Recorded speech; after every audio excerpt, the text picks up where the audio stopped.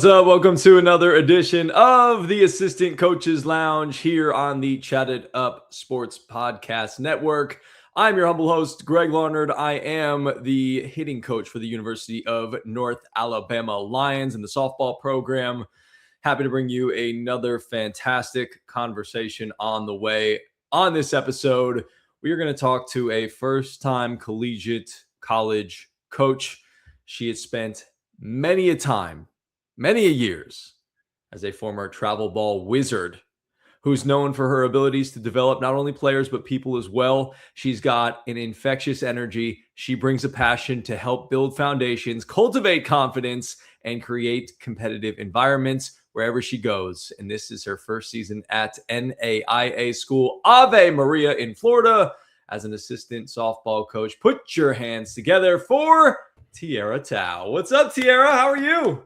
I'm great, Greg. How are you? I'm doing fantastic. Cannot wait to have this conversation, to hear a little bit more about you and your upbringing and you getting into sports and softball and coaching and just the whole 9 yards. So let's start there. Let's start growing up. Where did you grow up? Talk to us a little bit about that and how you got into sports and if there were any other sports that you got into other than softball. All right. So I grew up in Westchester, Ohio. It is a suburb outside of Cincinnati. I grew up with a younger sister, so I was the oldest of the family. I started playing basketball, actually. Basketball was my first sport I ever started. And I started playing just because my friends were playing. And I loved it. I was good at it. But also, I just knew that wasn't my sport. I was tiny. You are pretty small. We met for the first time at the coaches convention in Las Vegas, and you are pretty fun sized. Yes. 5'2", always been very petite.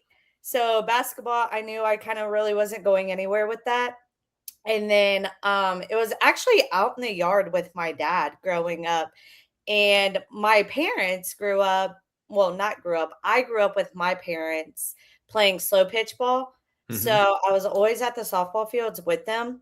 And I picked up a bat one day and I swung it. And my dad looked at me in complete awe, goes, "Oh, we have you in the wrong sport." And he was like, "You probably have the fastest hands I've ever seen in this sport." So that's when they decided to sign me up for softball. And I started playing at our local rec ball organization at Lakota Sports Organization, LSO. And my coach then was like, "Okay, so how many years have you been playing ball?" And then we had to explain to him that it was my first time ever literally picking up a ball, a bat, a glove. How old were you? I'm sorry? How old were you? I was 12. Wow. You start till you were 12. You look back on it now, late in the game. Yeah. For sure. So 12 years old, playing my first year of rec ball. And this is Coach Drew Lottie. Shout out Coach Lottie. Yes. He had me at third because I had a pretty decent arm at that age. But then I looked at him and I was like, I want to catch. And now, mind you, his daughter was the catcher on our team. And so I was kind of like, okay, how is this going to play out? But this coach decided to develop me, give me the chance, as well as like train his daughter in that same position. So that spoke, as a coach now, that speaks volumes, especially what we hear in like rec ball and travel ball organizations is a lot of daddy ball. He was not that kind of coach by any means.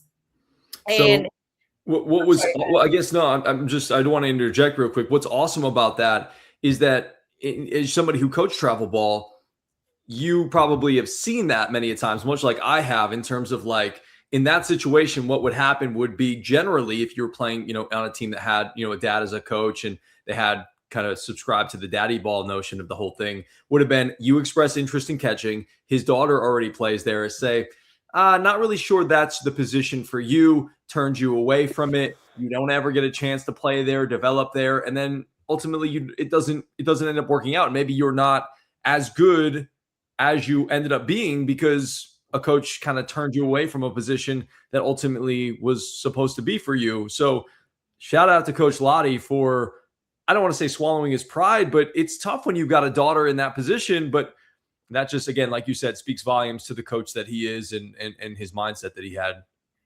Absolutely. Because I'm a parent myself and I have a kid in the sport. And when you see another athlete that wants to learn that position as well as compete in that position, you look at it as like, okay, I'm not going to add on competition to my own kid because you want your own child to succeed. So looking back on it, he gave me that opportunity and allowed me to find my own love for the sport in a position that I knew I was fit for. Growing on that though is when I decided to get catching lessons. And then I went into one more year of rec ball. And then the organization kind of like kicked me. I was like, hey, you need to go to travel ball. You're too good for this. So that's when my parents started to learn about the travel ball life, what it like entailed and everything, because they had no idea. I mean, I'm the oldest kid. This is like the kind of age where it's like you mess around and you find out what's a good organization, what's a bad organization, what's the money grab organizations. Are we just playing for a name? Like, what is this travel ball world even capable of? Like, what does this mean? And that's when we just started trying out for different teams at that time. And I really clicked with a certain team. That's the Ohio Hawks, which they're very well known now. But I was a part of that developing of that travel team. Well, that travel organization, to be honest with you. And it was something actually really special that I look back on now because now as a collegiate coach and I'm recruiting, that's one of the organizations, especially recruiting up north, that I'm looking for because I know that that organization produces stellar athletes, not just where they're able to produce on the field, but wholeheartedly competitive athletes who care about the sport, that care about their teammates. So that's what I look for mainly when I'm recruiting is who you are as a person, not only what you can bring to the field.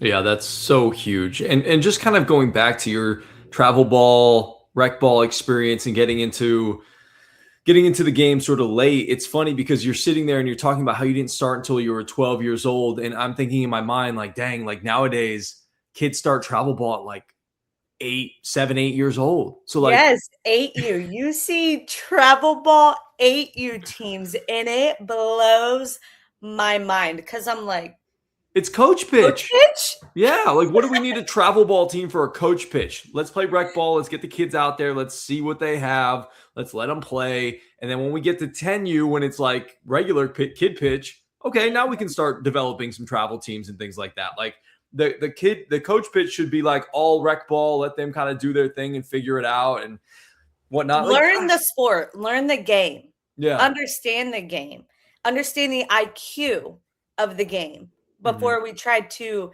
get too competitive. And that's also like falling back, like I told you, I'm a parent. I'm so picky about what organization my daughter even plays for because she's 12 now. And I'm like, I want coaches who will develop these athletes, not worry about PGA tournaments and every tournament that we can just bring home a ring on, but genuinely developing these athletes wholeheartedly and giving them the IQ of the game Yes. That's before they go so into the competitive part of the game.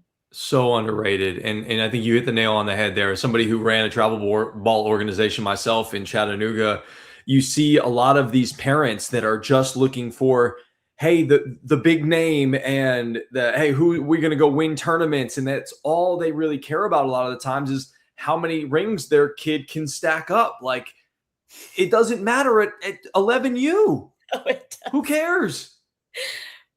You know, I'm I right wouldn't, there with you. I wouldn't, It blows my mind. yeah, I wouldn't like really get our kids into those big tournaments. Maybe we would do like one at the end of the year, but like we would do a lot of the local tournaments and just, hey, like let's develop these kids and let's go play a tournament. Let's see kind of what we need to work on that we can practice. Okay, we don't win it, that's fine. We go develop, we continue to put in that work, and hopefully we're able to fix things going into that next weekend. Now, when you get kids going into like, I was thinking like 15U, that's when we need to like maybe traveling around a little bit and start to get to some of these bigger tournaments. So these kids can get seen, the ones that are sort of taking it a little bit more seriously. But again, at 9, 10, 11, 12, 13U, it's really all about, as you mentioned, as a parent, you should want to find a good head coach who's preferably not a dad, unless you have one like Coach Lottie, that is not going to play the daddy ball situation,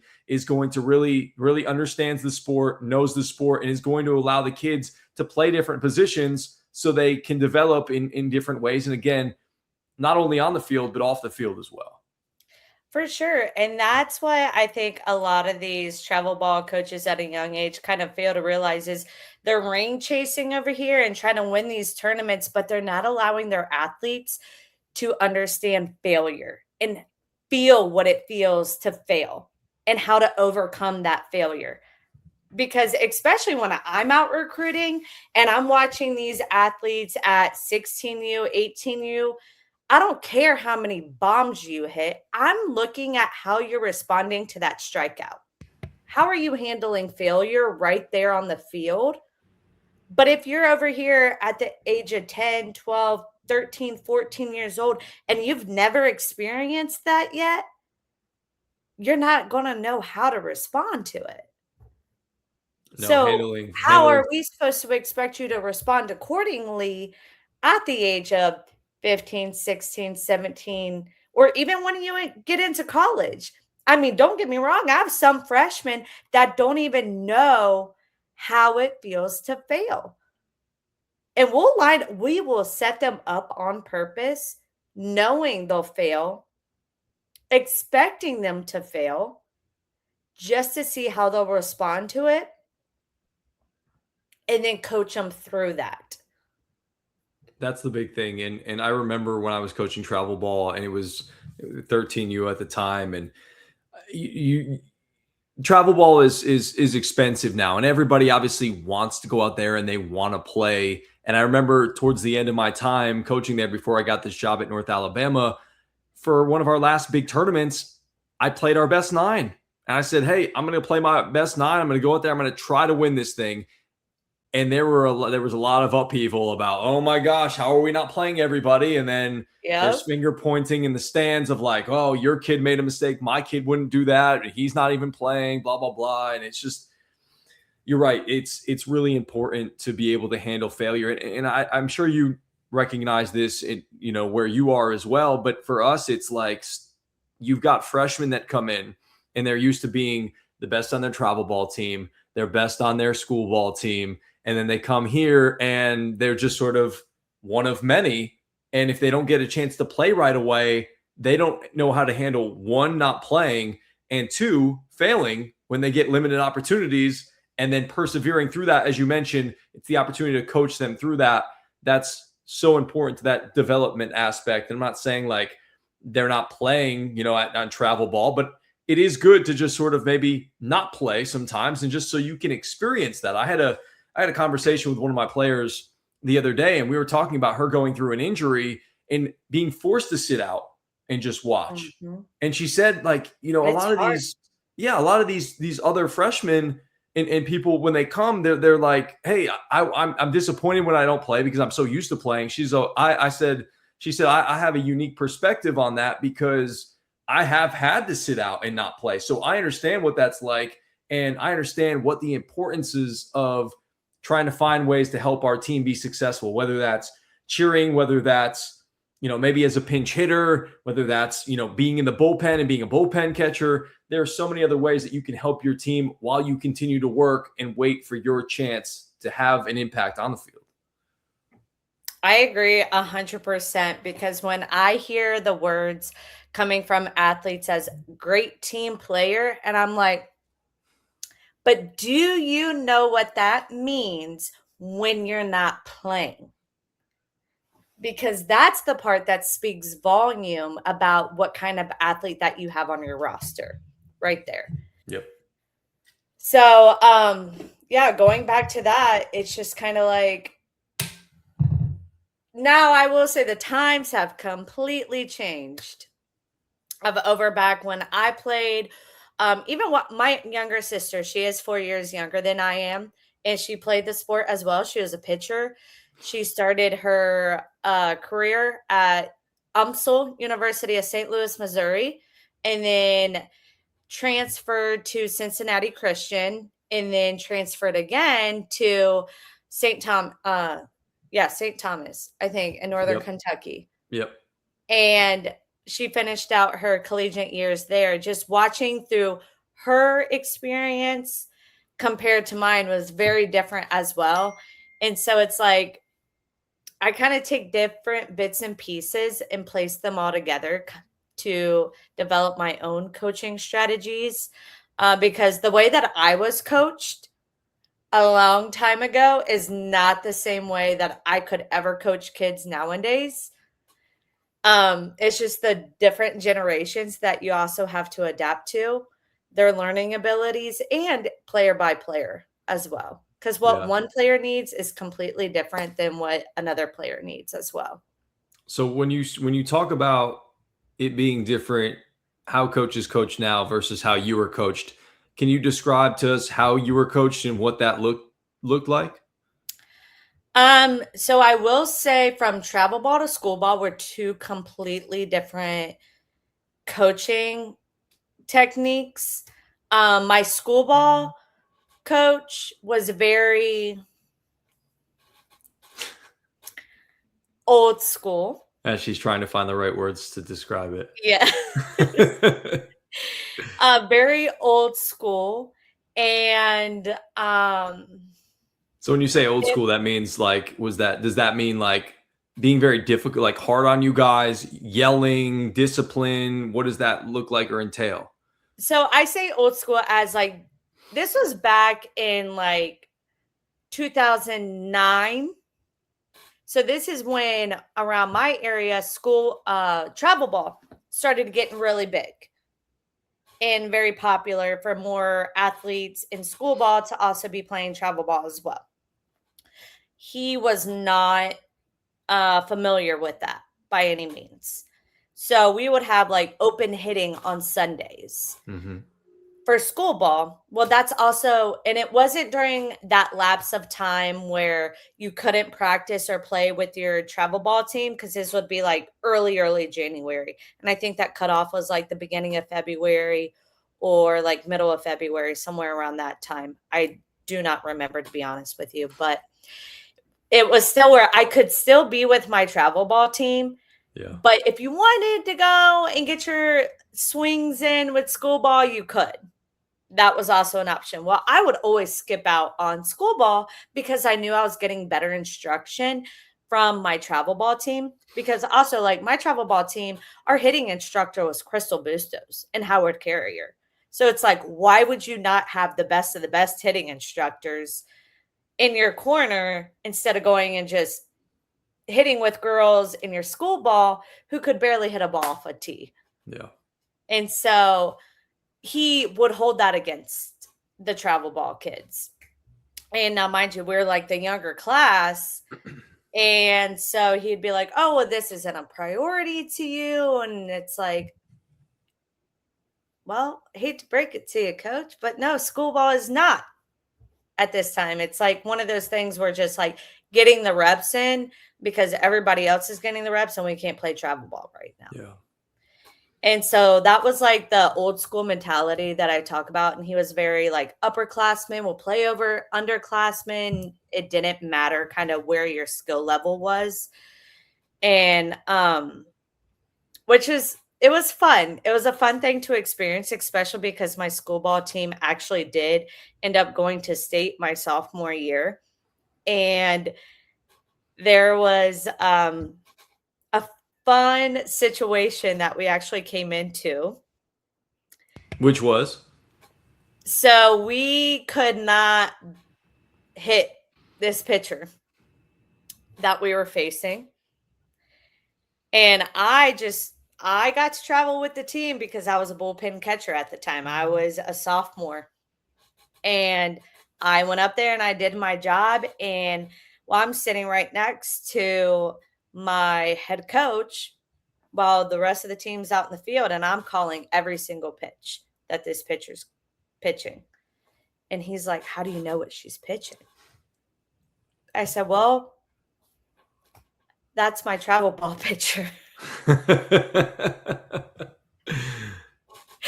And he was like, "Oh, well, I'm putting you in the lineup. We need to get some hits. Like, we're down 2." Like, and I'm like, now I will say this is a regret of mine. This is where I could have been a better team player. Oh no.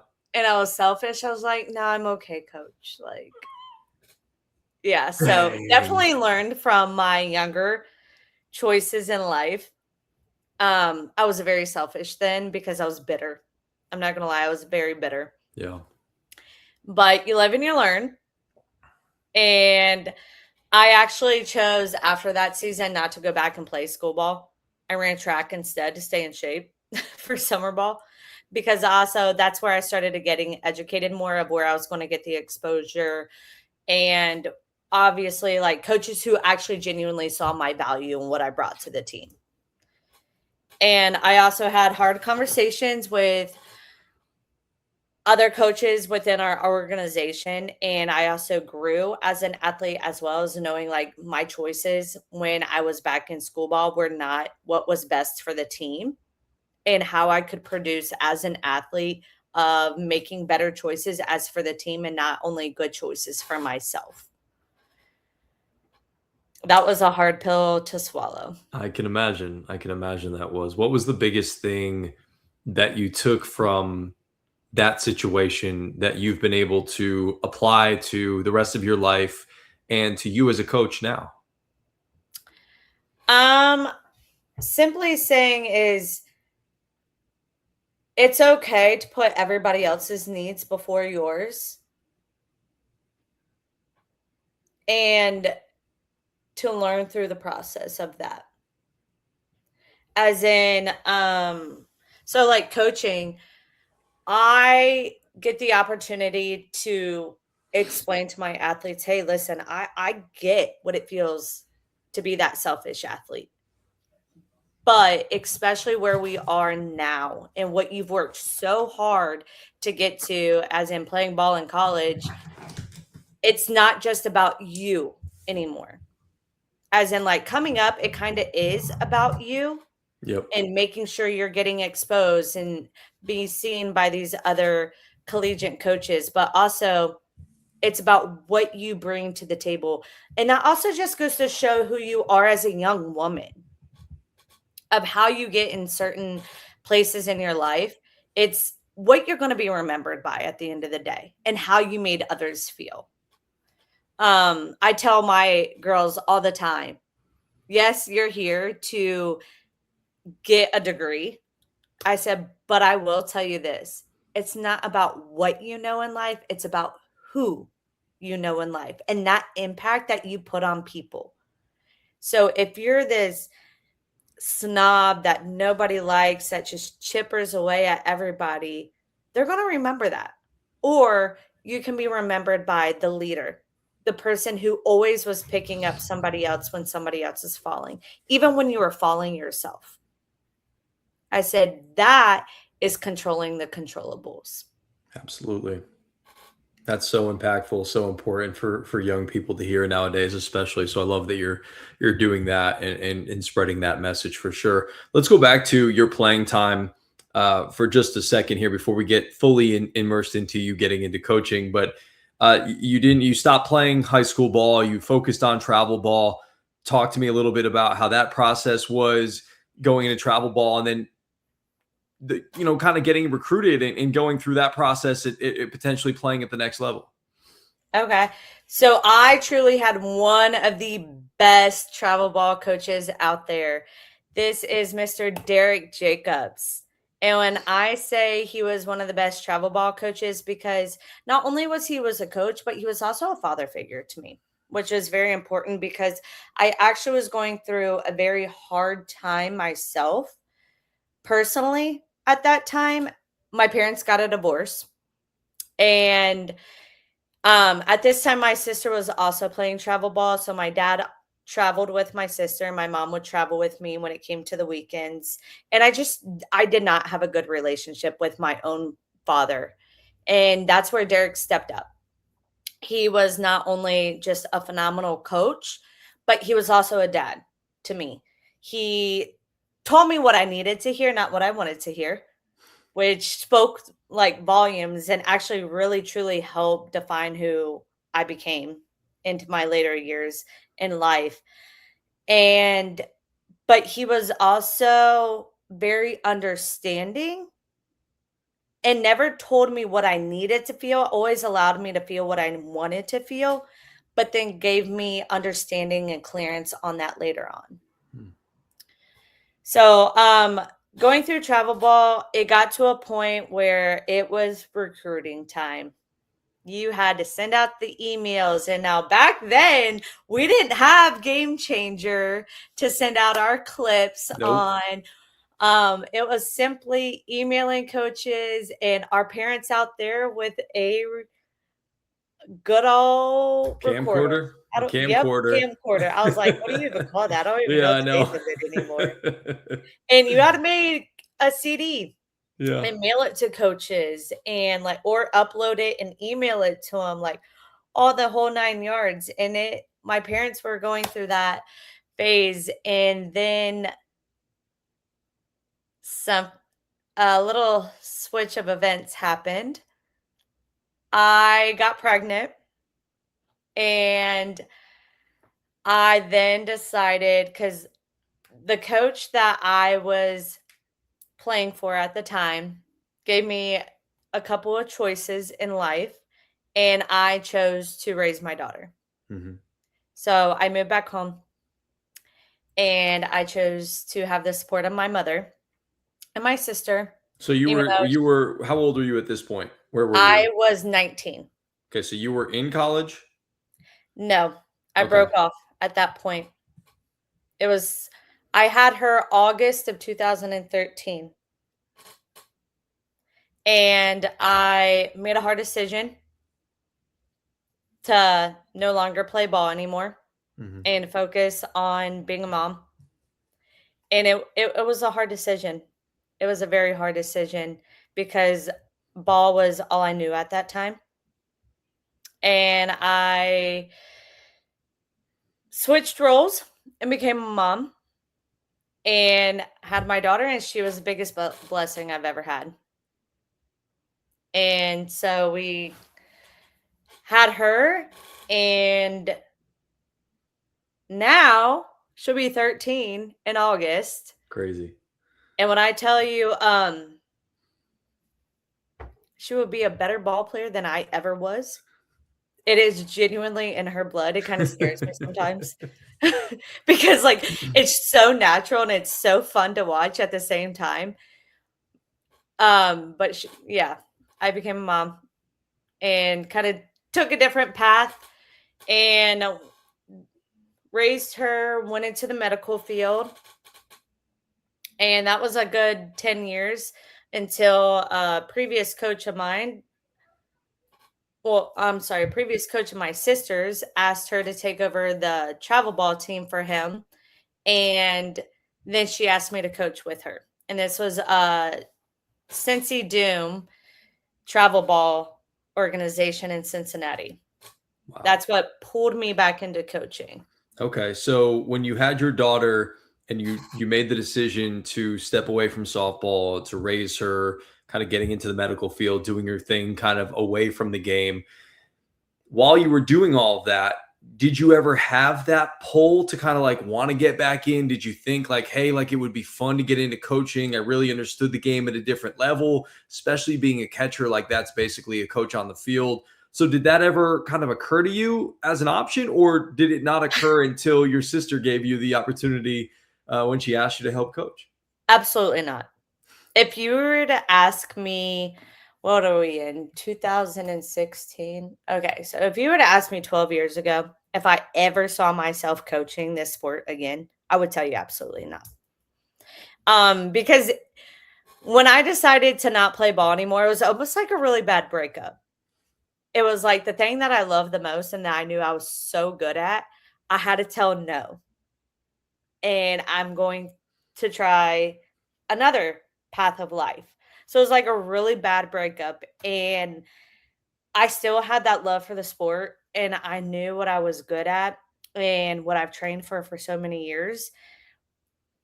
And I knew once my daughter got of age, best believe she was going to play softball. And it got to the point where she was up and coming of that age. And then we actually had a complete turnaround again in life. My daughter was 4 years old, and we experienced a very traumatic event in our lives. She got attacked by a dog, and it was very severe. And so here we go from like normal life to hospital lifestyle, and me being her number one caretaker. And so that was a process in its own of going through that. And it was a lot of trial and tribulations as well. And then I got presented to be able to coach again with my sister. And I knew I had the support of my mom to help me with my daughter and get back in that swing of things. It took a lot to be able to make that push of doing something that I wanted to do. I didn't know how to do what I wanted to do.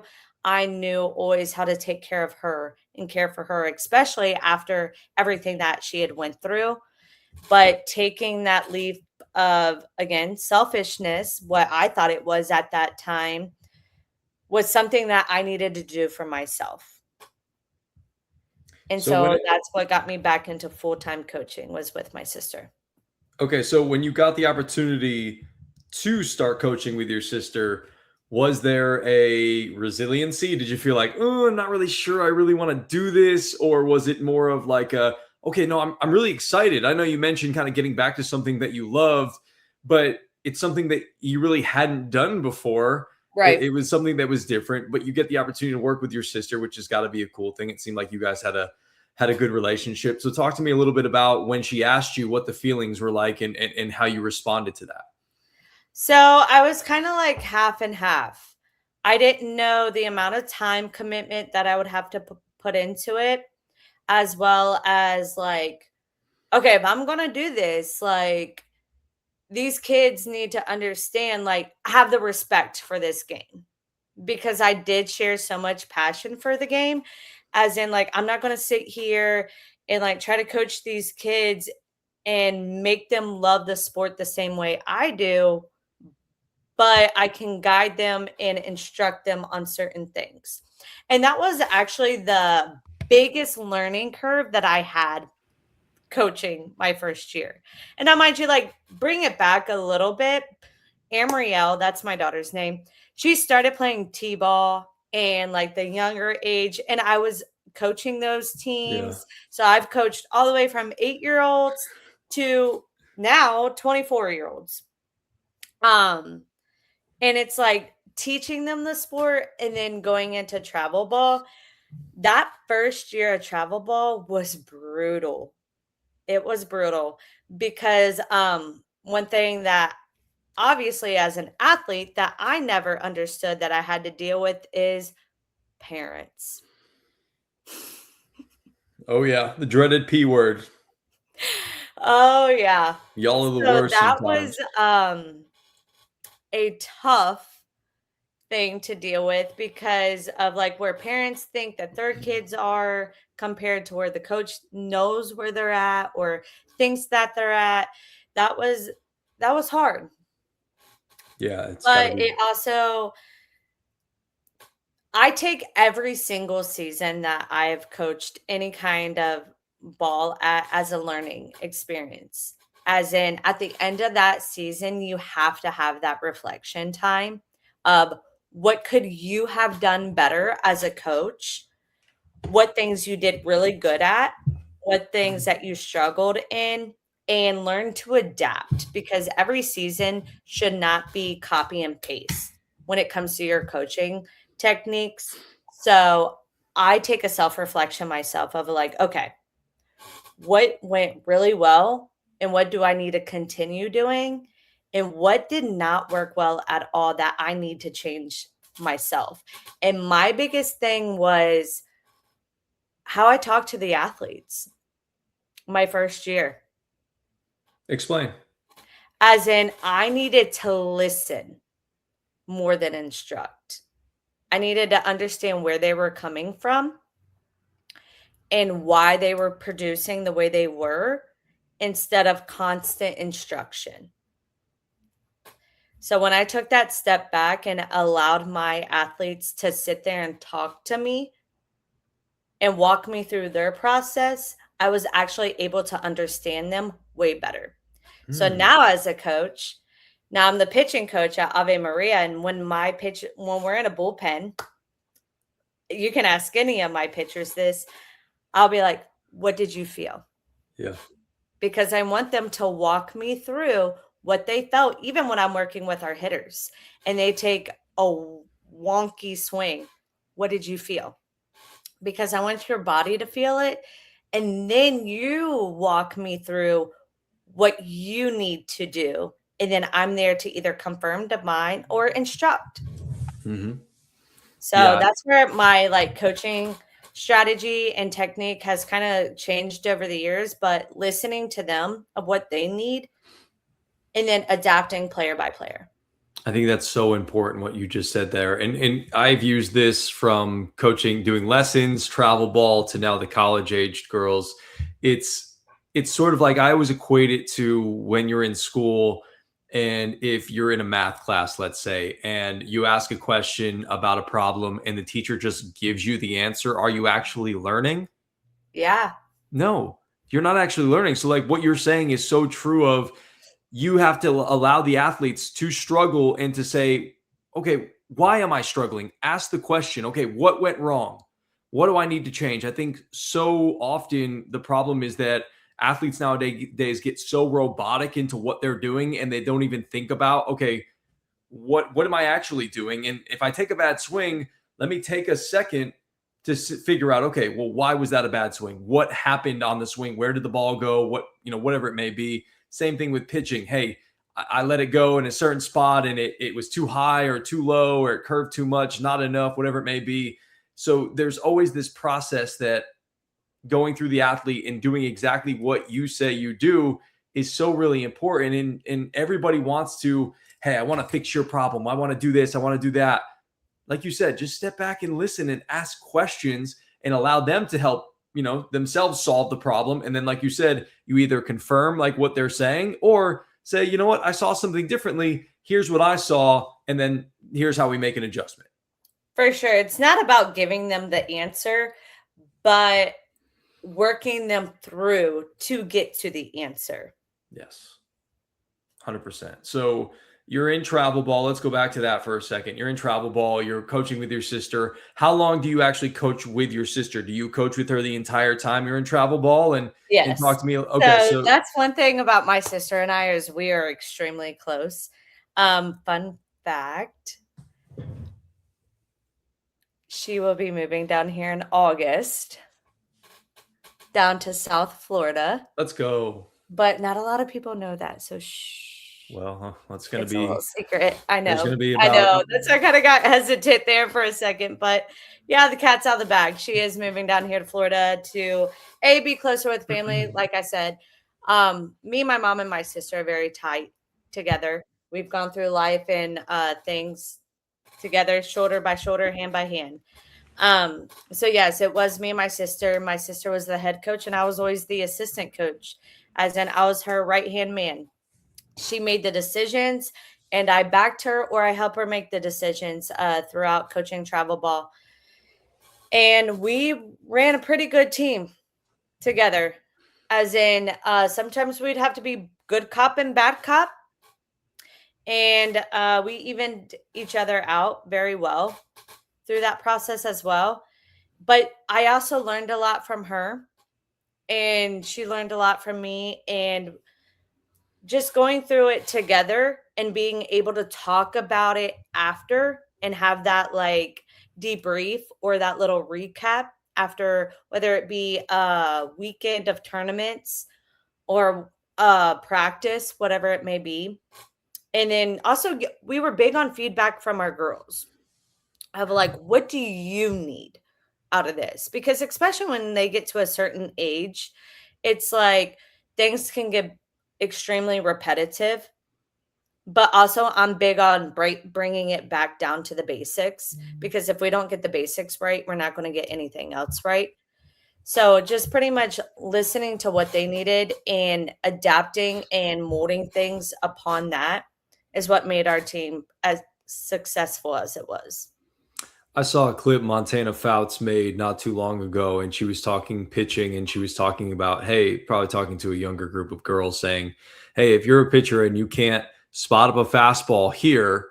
I just watched that same video. Why are we moving on to the next pitch? Exactly. Yes. How do you think you can spin it and get to where you want it if you can't throw it straight and get it to where you want? Mm-hmm. So that's so important. I love that you guys did that. So you coached with how long did you coach with your sister for in the travel ball organization? We did that for 5 years together. Okay. So you do that for 5 years. Did you ever have the desire to want to be a head coach of a travel ball team, or you loved your dynamic with your sister and you're like, hey, I'm going to do this for as long as I want to? Yeah, so that actually falls back to what people ask me on the daily all the time of like, oh, do you want to be a head coach? And I'm over here, absolutely not. No, I have no desire to be a head coach. I love the assistant role because A, I don't have to go to all those meetings. B, I'm on the field and interacting with my athletes more than I'm in the office. I'm not an office person. I love to be outside. I love interacting with my athletes. I am a go-getter. I got to be moving constantly. So, no, I don't want to be a head coach where I'm in the office having meetings, setting budgets, meeting with the ADs. Nope, not me. I don't want that. And that falls back to like being uh a travel ball head coach. No, I don't want to schedule all the tournaments. I don't want to collect all the fees. I don't want that was just not what I wanted. See, you're not doing it right. You're not doing it right. So like when I ran my travel ball organization, we had these two dads that were our team administrators. They handled the schedule, they handled collecting the dues. They were the buffer between me and the parents. It was fantastic. Well, every year that we did it, clearly we were doing it wrong. That's what I'm saying. We did it all. We did absolutely booked our own hotels, everything. We did it all. And it was like that part where I'm like, I don't want any part of, I mean, obviously it was my sister, so I helped her out with those things and I took things off of her plate as well. But coaching with my sister also allowed me to be a mom. Yeah. And that's one thing that I was told, that you can't be a mom and a coach at the same time. And I think my sister and I both did a very good job of proving those people wrong, because not only she actually became a mom in the process of us coaching travel ball together. She got pregnant and had her daughter. And so here I had my daughter on the field and at practices with us, as well as my niece on my hip while coaching. Wow. And that's also what just developed me into the passion of like, I knew I wanted to coach for a program that was very family oriented. And that's exactly what Ave is we're very family oriented there. As in, Amrielle can come to practice with me any day she wants and contribute who she is to our team as well in our program. All right, talk to me about, when did the switch flip to say, hey, I want to go from travel ball to coaching at a collegiate program? What was the moment like? Do you remember it? How did this opportunity come about? Walk me through that. So I remember a lot of the girls that I would send off to college to play at the next level would come back. Well, first of all, my line was always open with them, and it was either fall, spring, or summer where they would meet back up with those coaches, come back for the summer and play with us, sub with us, or they sent me a text, a phone call as um hearing stories about how collegiate coaches were completely tearing them down as young women. That broke my heart for them. So I wanted to be the change. Decided to take that leap of faith and start coaching at the collegiate level, because I believe as a coach at this level, it's not only our job to continue to develop athletes, but also as a woman is we are developing young women that are going into the real world. And it's not our jobs to tear them down by any means. It's our job to uplift them and be supportive of them. So hearing how coaches were either completely tearing down who they were as a person, whether it be emotionally, physically, academically, just as a woman, hearing that you're not enough, those words come out of somebody else's mouth pierces a little bit deeper than they should.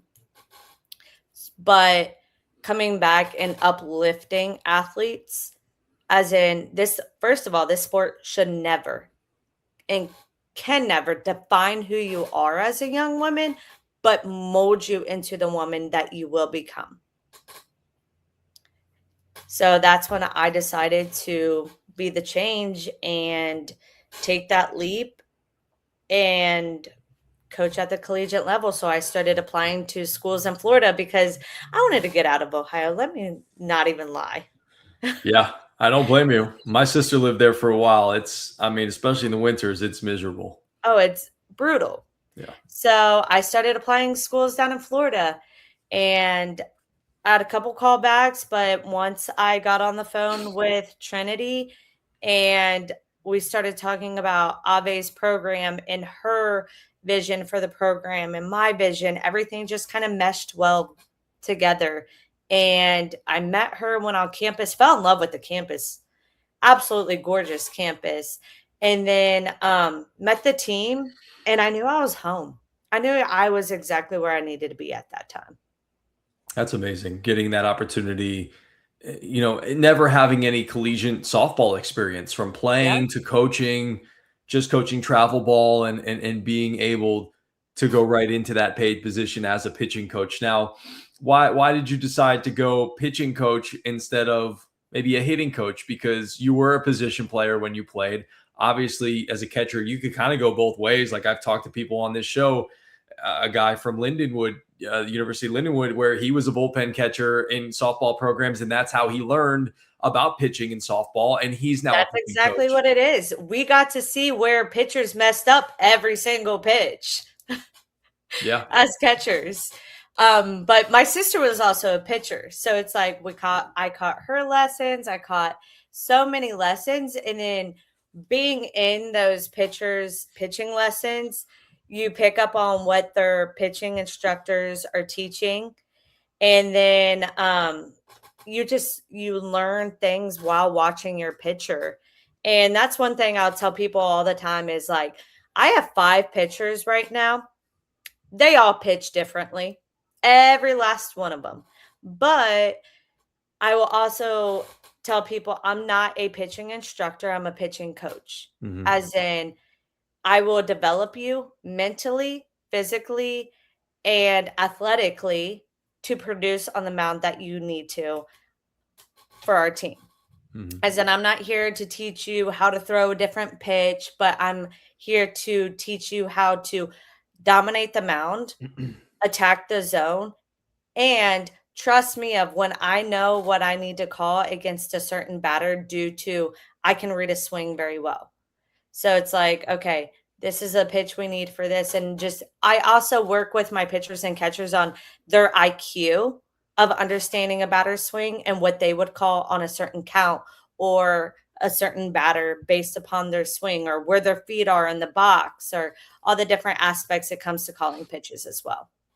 So that's a really interesting point that you just made of, hey, you're not so much able to teach the mechanics or into teaching the mechanics or how to throw a specific pitch. So what does that look like? What is that challenge like when you're instructing bullpens and maybe a pitcher says, hey, I don't really know what I'm feeling here on this pitch, and they're looking for an adjustment, and that's not really your specialty. Like, how does that conversation and that push and pull kind of work for y'all? So for the most part, I'm able to give them that instruction upon them because in a bullpen, I am strictly one-on-one, as in one-on-one with us, each of my pitchers. They all have their allotted time. I don't like doing group bullpens just because I'm big on quality over quantity. I rather have a solid 30-minute bullpen over you throwing how many pitches, because that's not going to do anything but tire you out at the end of the day. As in focusing on a certain spin. So I'm sitting there and I'm genuinely watching my pitcher and her movement, whether it be her legs, the release point, the spin of, I know how they should be spinning it. So if they're not coming through strictly for their screwball and they're coming and their arms flaring away, it's like certain small things like that I can pick up on and instruct them to adjust on, because a lot of them don't feel it. And I'm like, okay, this ball is going way far inside. Why do you think that's happening? Yeah. And some of them won't know and be like, well, your arm is not staying tight to your body by any means. It's completely flaring out. Where I'm like, well, you're completely stepping off your power line. But those small adjustments make huge adjustments at the plate with their pitches. I was kind of low key hoping that you would like get up and like actually demo. I know you did, but we weren't going all the way there. I saw those watching on video, you saw her kind of doing the arm motion a little bit. I was hoping she would just kick the chair back and stand up and just get into it. No. We had a long enough practice today. This coach is tired. I can imagine. Coach, mom, I mean, you wear a lot of different hats, and working with hitters and pitchers, it's certainly a lot. But what is the biggest difference for you in coaching travel ball and the younger kids compared to coaching in a collegiate program and with older kids? Oh, that's a good question.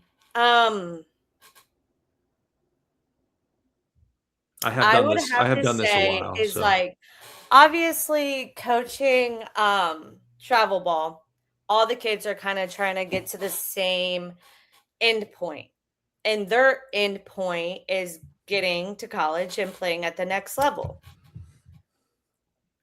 So then going to college, it's like, okay, we've got there. So what do we do from here? And that's also learning your athletes, as in, what is this certain athlete's goal while they're here? And what can I do as a coach to help them get there? So mainly I'm a pullback of talking to my pitchers because that's who I mainly am working with day to day. So in the fall, I have my pitchers give me what their goals are for that fall. What do they want to accomplish in that fall season? And then they get their winter workouts, they come back spring, and I'm like, okay, what goals do you have for yourself for this spring? What are we going to accomplish? I'm big on setting goals, but small goals, and making sure that I'm pushing them to achieve those goals to continue to make them better. So the small goals build into the bigger goals, but also like, yes, playing at the collegiate level, they want to have all the athletic goals, whether it be most career wins, which one of my pitchers just hit the other day, and we shared one of the coolest moments on the field together. Nice. But we had to have a hard heart-to-heart before that, which her and I and our growth over this past season will forever be one of my core memories that we have had, because she was probably one of the hardest athletes I've ever coached in my career. Yeah. Because she was very hard-headed. But now it's like a complete 180. But going back to pretty much understanding what their goals are and what they want to accomplish, as well as meeting our team standards, as well our cultural standards and our team goals as well, and where they can fit in as in a puzzle piece for our program. Absolutely. So let's talk a little bit about building confidence within athletes. You emphasize a lot of the confidence in your athletes and listening to them and talking to them and helping them through different situations in life and in softball and everything in between. How do you go about building that confidence in your players who maybe are struggling or doubting themselves a little bit? I remind them that we're all human. Um, Sometimes I'll share my own personal experiences with them to understand, like, hey, you're going to mess up and it's okay. Or you're going to fail, or things are not going to go the way that you planned.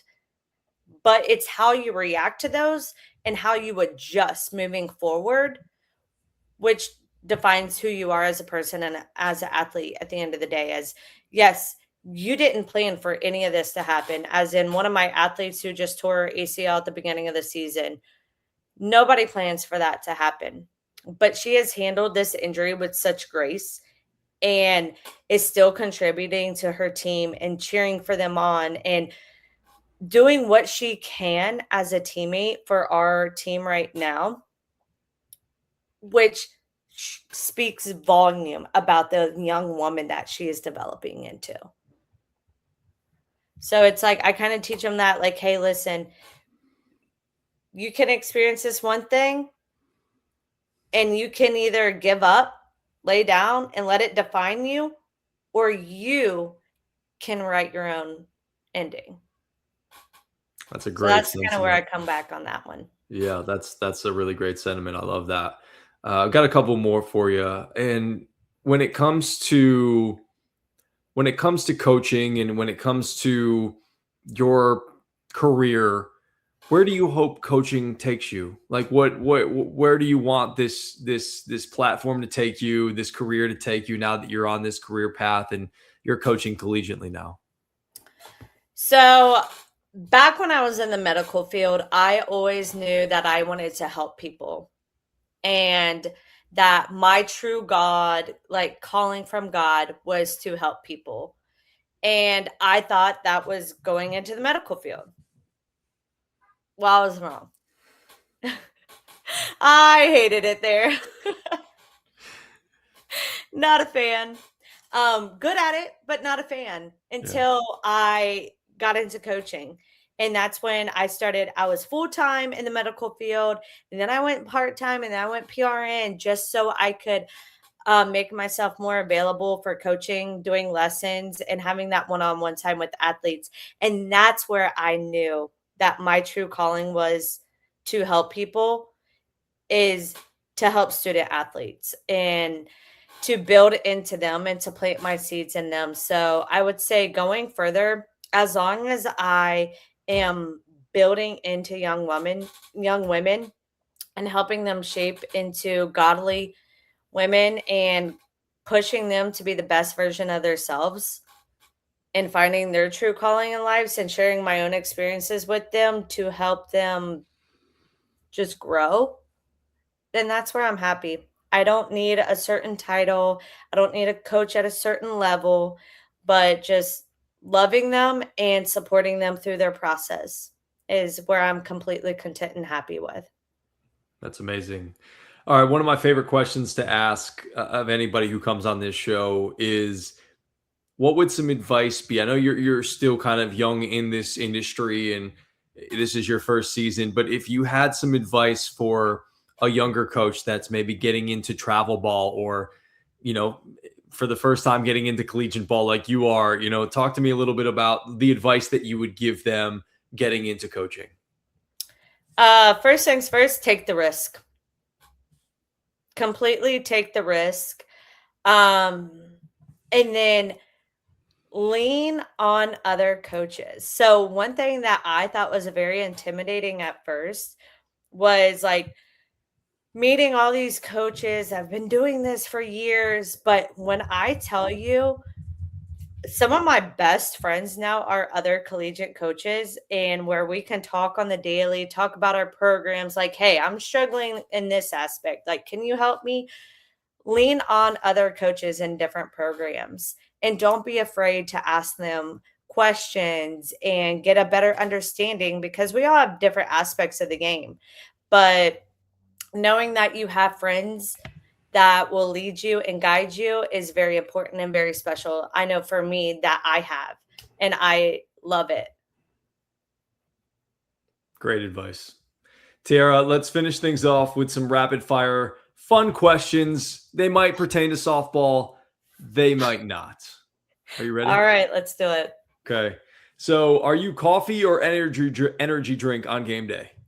Game day, both. Start with my coffee, and then you'll get me about 3 Celsius.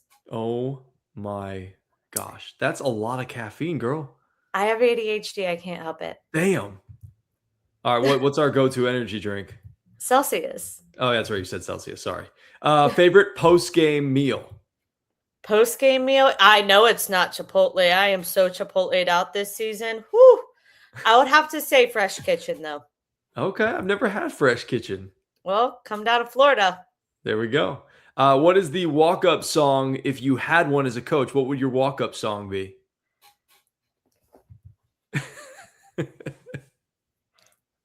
Savage by Megan Thee Stallion. Hey, there we go. That's very appropriate, I feel like. Yeah. Morning practice, or excuse me, morning game or night game? Morning. Why morning? I like my nights. And I can't see at night. No? No, even with the lights, I'm getting old, Greg. I can't see that late at night. Come on now. Get me in the morning. What's your favorite drill that you swear by? What are we talking? Hitting, offense, outfield? Like, come on. Anything. Since you're a pitching coach, do you want to do pitching? Is there a specific pitching All right, drill we'll that you do like? pitching. The drill that I stand by, long toss. We will long toss at least once a week. It's a good recovery day too for their arms as well. Okay, talk to me a little bit. Let's do outfield since you mentioned outfield. Let's have some fun with that. What's your favorite outfield drill that you swear by that you like to do? So it is, we call it the island drill, where it's about communication and going hard for that ball until you don't have it. So I set up cones, and pretty much there's 2 people on the island. Who wants it more? That's a fun one. They're in there and they have to go. They both go for the ball. Are they calling it off? Perimeter of the cones, and it's the 2 of them, and it's a rapid fire of balls. Just yep. And we'll see. And they can't let any of them touch the ground. It's a grab and go, so they catch and like toss off to the side. Oh yeah, yep. I've definitely done that drill before. What is the best advice that you've been given, whether it's coaching or just life advice?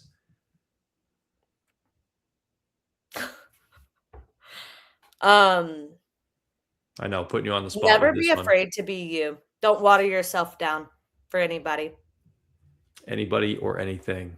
Yes, for sure. All right, my last one is, if your players described you in one word, what would it be? 1,000% bougie. I already know. Bad and bougie? I already know them. Yes. You say bad and bougie or just bougie? It depends on the day for them. Probably bad and bougie. They love to do that. Amen to that, I am Tiara. the bougie coach. Yes, I'm going to show up to the field in a Louis Vuitton. Yes, that's me. Tiara Towe, the assistant coach for Ave Maria out in Florida, the NAIA school, assistant softball coach. It's been amazing to get a chance to hear your story of, becoming a mother and making that decision to step away from the game playing wise, going into the medical field, getting a chance to coach with your sister, and to now jump into the collegiate ranks. And we're really excited to follow your journey and see where you go, and excited your sister's going to be down there in Florida with you. Do you think there's any opportunity or possibility that she would want to coach at the collegiate level, or does she do something completely different now? Or is she not in coaching anymore? She is still coaching. Okay. But I'm going to leave that one as a surprise. Ooh, that is not my business to tell. Okay, so we dropped a little bit on We the shall pod. see. Yeah, we shall see. Tiara Towe, thank you so much for being a guest here on the Assistant Coaches Lounge. It's been a pleasure having you on the show. Thank you, Greg. All right, there she goes, Tiara Towe here on the Assistant Coaches Lounge. Again, I am Greg Larnard. Find us all over social media at Chatted Up Sports, wherever you get your podcasts. Again, at Chatted Up Sports. We are under that umbrella here for the Assistant Coaches Lounge. We do we have conversations every 2 weeks, dropping on Wednesdays as well. Follow along again everywhere at Chatted Up Sports. Until next time, peace and love. I love you, and there's absolutely nothing you can do about it.